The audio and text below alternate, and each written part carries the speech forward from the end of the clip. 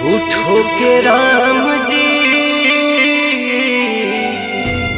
दिल तू बनौला हो, ऊपर से प्रीत के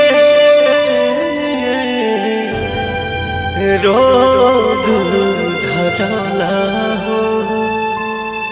हंसत जिंदगी में कहे अगिया लगौला हो, झूठो के राम जी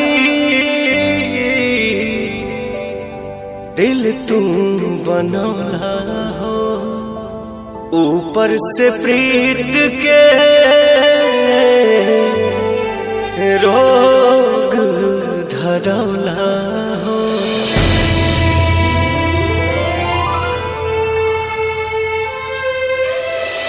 कबो नहीं पूरा भइल प्यार के कहानी, कितना दीवाना मरले कितनी दीवानी।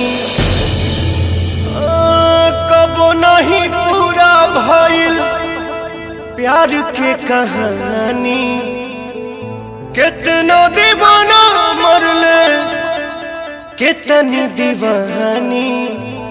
नेहिया के बंधन काहे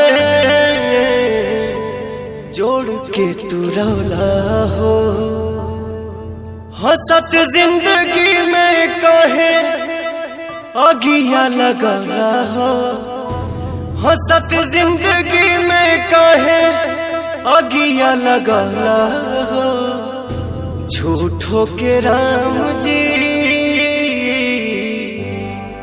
दिल तू बनौला हो, ऊपर से प्रीत के रोग